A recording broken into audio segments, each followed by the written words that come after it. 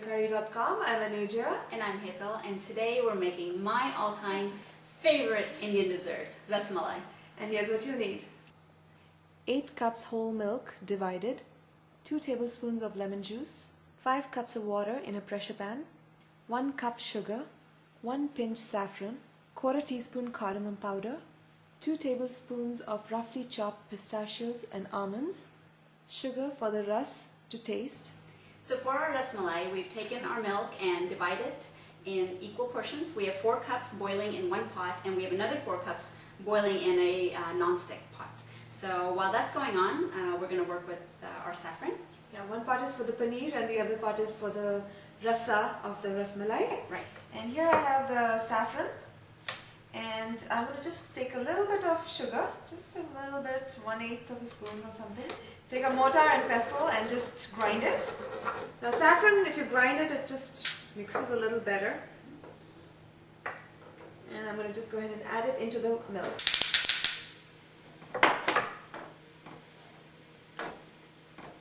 Now we're using a non-stick pan for the rasa part because it's actually 4 cups of milk, which is going to be reduced down to 2 cups. And it works a whole lot better than in a regular pan because you have a lot less that sticks to the bottom and it's a lot easier to clean up afterwards.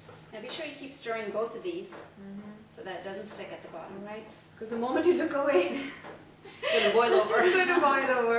Murphy's Law. So the 4 cups of milk for the paneer is boiling. And we're going to go ahead and put in the lemon juice.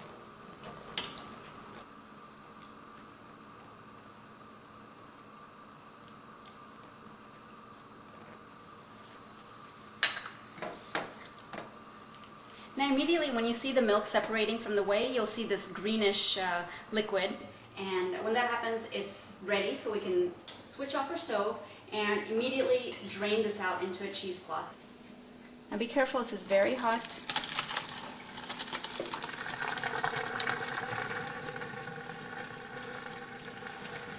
And we're going to pour some cold water over this just to cool it down really fast.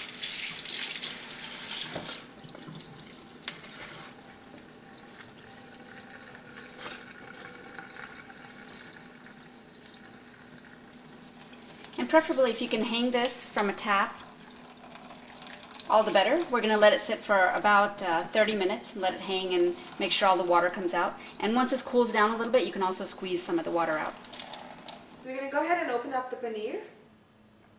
It's been about half an hour. Looks wonderful.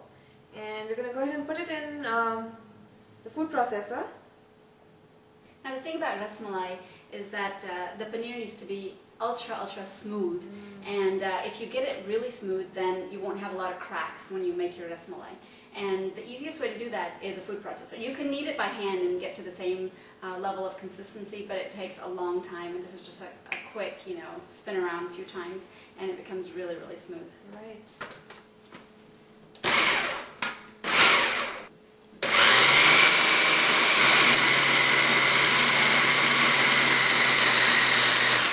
Once it starts forming into a ball like that, it's ready to come out, and you can just scrape out all the paneer into a dish and then once again by hand form it into a ball. Alright, so this is done. We're going to go ahead and scrape it out and put it in a plate.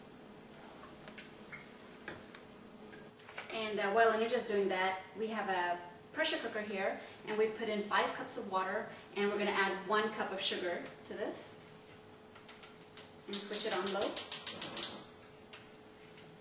And we'll just go ahead and mix the sugar in with the water.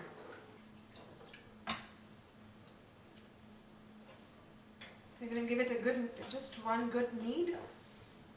And once it's kneaded, we're just going to go ahead and divide it and just make balls. Now you can make them as big or as little as you want. Roughly the size of, smaller than a ping pong ball should be a good size. So you've gone ahead and divided the paneer into 12 portions. That way it's good for a family of 4, I guess, 4 or 5.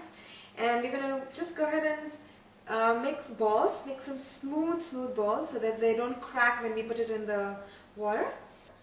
And just roll it, press it in, and Now this shape depends on you, you know, some people like it really, really thin and some people like a little more substance there. And we're going to go ahead and put it in water. Now this is our sugar water that's going on here. And our milk has been cooking here and it has reduced quite a bit. It's almost down to half where we started from. And you'll see a lot of the milk fat has come off to the side. And this is going to add great texture to the Ras Malai.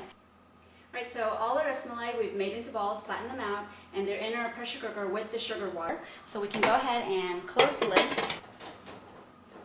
turn up the heat, and let this whistle for one time. So as soon as you hear one whistle sound, immediately switch off the stove and set your timer for 5 minutes. And once it hits 5 minutes, we're going to take it to our sink and pour some cold water over the top of the lid so all the pressure goes away. So we're going to go ahead and add sugar to taste. So I mean, just put in as much or as little as you like. And once the sugar is okay to taste, you can go ahead and add in the cardamom powder. And we can also switch off our stove at this point. And I'm going to go ahead and put in the pistachios and the almonds. I'm going to just keep a little bit for garnishing for later. Now we always put cardamom last because it's one of those spices that has this wonderful aroma. And if you cook it, you know, unfortunately it goes away. Yeah. So we wait till the end and we just add it so all that great flavor is retained. And now this is ready for a Ras Malai when it's done.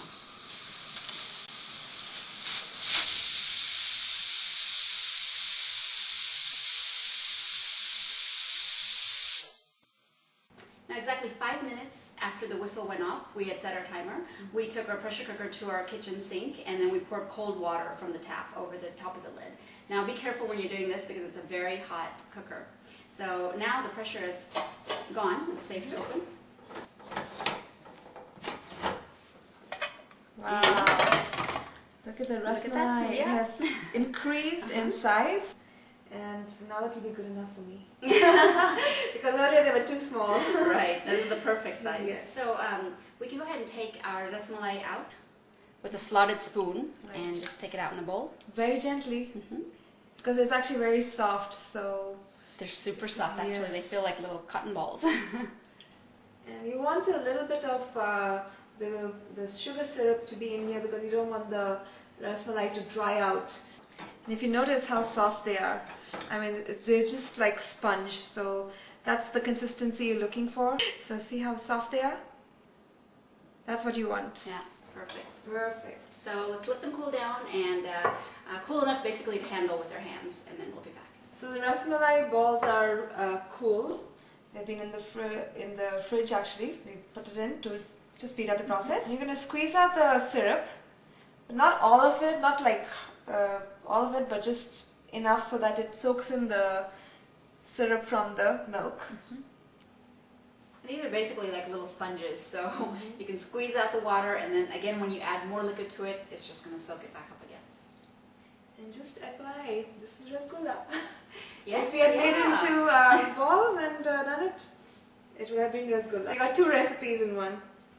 So once you have all your Ras Malai pressed and in a bowl, we can go ahead and add our reduced milk on top of it.